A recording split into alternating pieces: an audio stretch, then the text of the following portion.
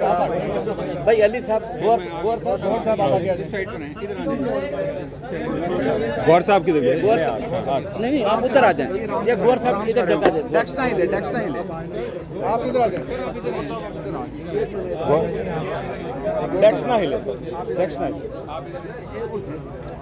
डेक्स को होल्ड कर। आए सर आ गया थोड़ा सा चलो सर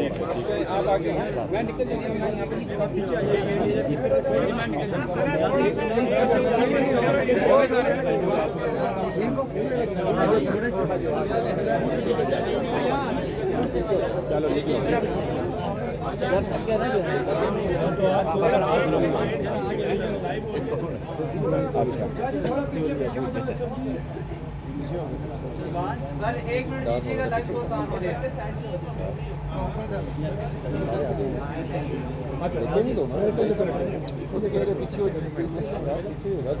खामोश भाई खामोश।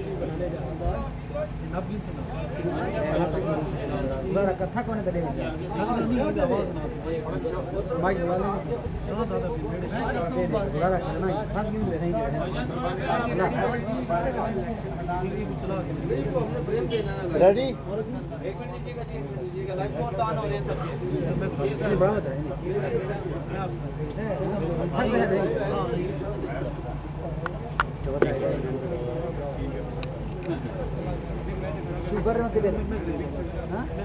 भाई और लंबा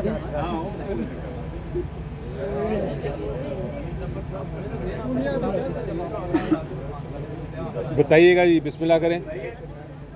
रेडी हो गया बच्चे? चलिए जी, बिस्मिल्लाह करें।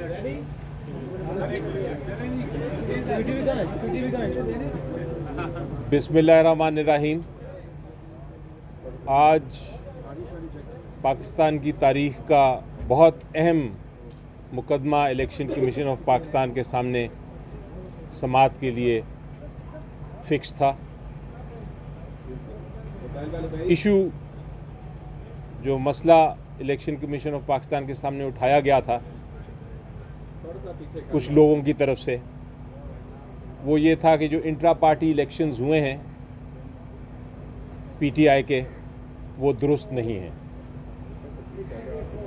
हमें नोटिस मिला कि ये दरख्वास्तें आई हैं, 15-16 दरख्वास्तें हैं और उसके ऊपर समाअत आज होगी।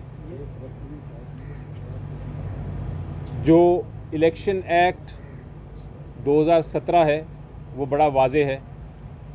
वो कहता है कि इलेक्शन, इंट्रा पार्टी इलेक्शन जब हो जाए तो एक सर्टिफिकेट दिया जाता है चेयरमैन साहब की तरफ से, जो पार्टी के चेयरमैन हों, और हर पार्टी ने यही फॉलो किया है।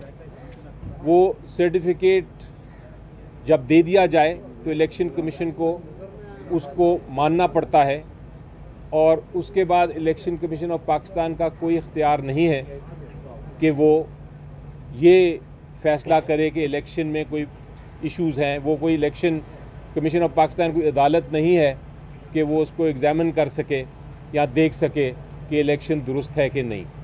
इलेक्शन कमीशन ऑफ पाकिस्तान का जो आर्टिकल 218 है, उन्होंने फ्री एंड फेयर इलेक्शन ज़रूर कराना है, लेकिन इलेक्शन एक्ट में ये लिखा है कि 7 दिन के अंदर अंदर उन्होंने ये फ़ैसला करना है और एक सर्टिफिकेट जारी करना है पीटीआई को।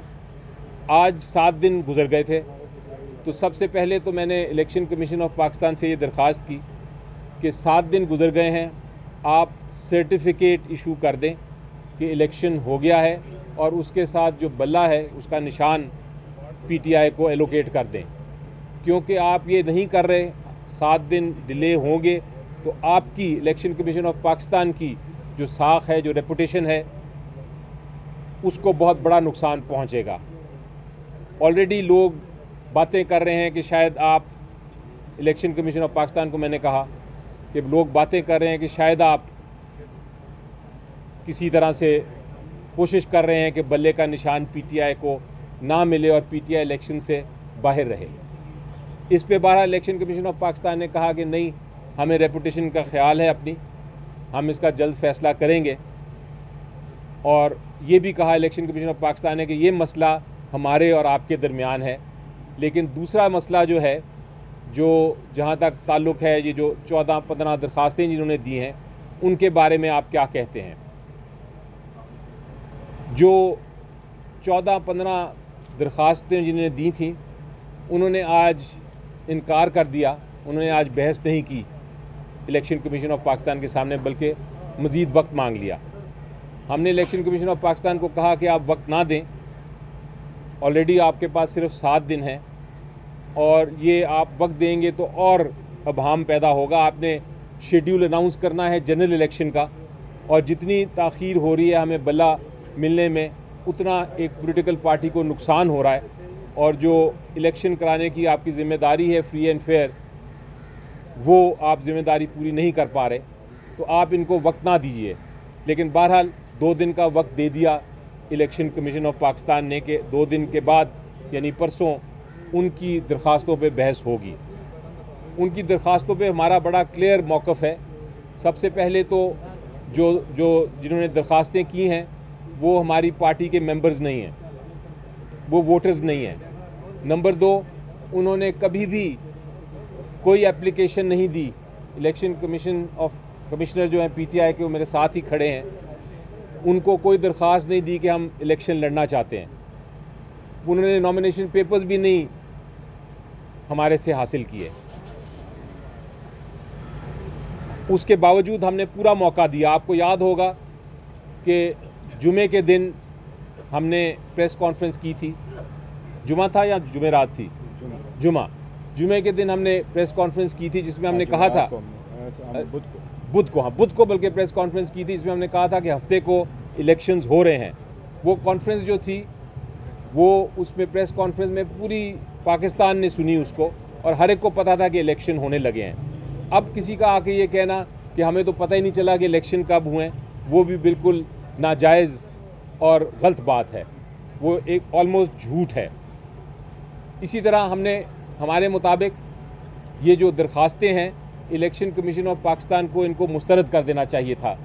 उन्होंने नोटिस दे के भी गलती की और अब 2 दिन दे के भी मज़ीद गलती कर रहे हैं। बहरहाल हम कानून को फॉलो करेंगे, हम बहस करेंगे और हम इन एप्लीकेशंस को जो कानूनी नुक्ते हैं अपने उठाएंगे, क्योंकि ये एप्लीकेशंस कानून के मुताबिक नाजायज़ हैं, मेंटेनेबल ही नहीं है। ये भी हमने जिक्र किया इलेक्शन कमीशन ऑफ पाकिस्तान का, और इसको दोबारा दोहराएंगे भी कि 170 से ज़्यादा पॉलिटिकल पार्टीज़ हैं, हज़ारों इंट्रा पार्टी इलेक्शंस हो गए हैं। आज तक इलेक्शन कमीशन ऑफ पाकिस्तान ने इस तरह स्क्रूटनाइज नहीं किया, इस तरह नहीं देखा किसी के इलेक्शन को। सर्टिफिकेट आता है चेयरमैन का, इलेक्शन के रिज़ल्ट्स आते हैं, उसको मान लिया जाता है। तो ये पीटीआई के साथ ख़ास सलूक क्यों हो रहा है, ये भी सवाल हम उठाएंगे जब हम बहस करेंगे परसों। इसके साथ साथ आखिरी बात ये भी जिक्र करता चलूँ कि जहाँ तक पीटीआई के इंट्रा पार्टी इलेक्शंस का ताल्लुक़ है, बिल्कुल साफ शफाफ इलेक्शंस कराए गए थे। जो आइन था हमारा 2019 का, उसके मुताबिक कराए गए थे। जो रूल्स थे इलेक्शन के पीटीआई के, उसके मुताबिक कराए गए थे। जो हदायत दी थी इलेक्शन कमीशन ऑफ पाकिस्तान ने कि आप 20 दिन में इलेक्शंस कराएं अपने आइन्स और रूल्स के मुताबिक, उसके मुताबिक इलेक्शंस कराए गए थे। हमने बैलेट पेपर्स प्रिंट कराए थे। हमने हर एक को मौका दिया था कि वो आके पार्टिसिपेट करें। जब किसी ने पार्टिसिपेट नहीं किया तो हमारे लोग अनअपोज्ड इलेक्ट हो गए। ये भी बड़ा इल्ज़ाम लगाया जा रहा है मुख्तलिफ लोगों से कि आपके अनअपोज्ड कैसे हो गए।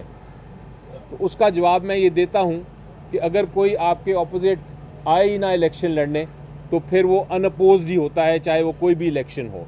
आप किसी भी पॉलिटिकल पार्टी का इलेक्शन उठा लें, आप देखेंगे कि हर पॉलिटिकल पार्टी में पीएमएल का देखें, पीपल्स पार्टी का देखें, उनके जितने इलेक्टेड मेंबर्स हैं वो अनअपोज्ड इलेक्ट हुए हैं, क्योंकि उनके ख़िलाफ़ कोई आया ही नहीं इलेक्शन लड़ने।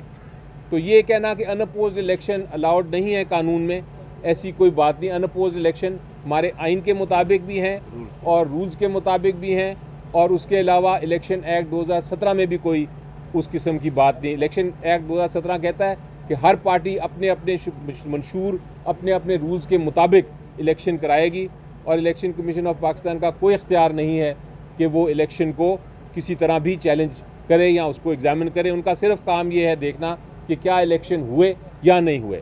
अगर किसी को इलेक्शन से किसी को कोई ऑब्जेक्शन है तो उसके रूल्स बने हुए हैं, उसने पार्टी की जो एक काउंसिल है उसके पास जाना होता है, वो उससे जाके ऑब्जेक्शन करती है और काउंसिल फिर फैसले करती है।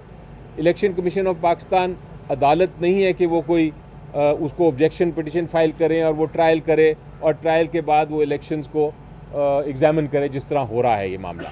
बहरहाल परसों का केस है, अब परसों देखेंगे, वो तो है ऑब्जेक्शन पिटिशन का, लेकिन हमारी डिमांड है आज इलेक्शन कमीशन ऑफ पाकिस्तान से कि वो 7 दिन पूरे हो गए हैं, आप हमें सर्टिफिकेट तो जारी करें। ऑब्जेक्शंस जो हैं वो अपनी जगह चलती रहेंगी, लेकिन जो सर्टिफिकेट है वो जारी होना चाहिए। आज 7 दिन ख़त्म हो गए।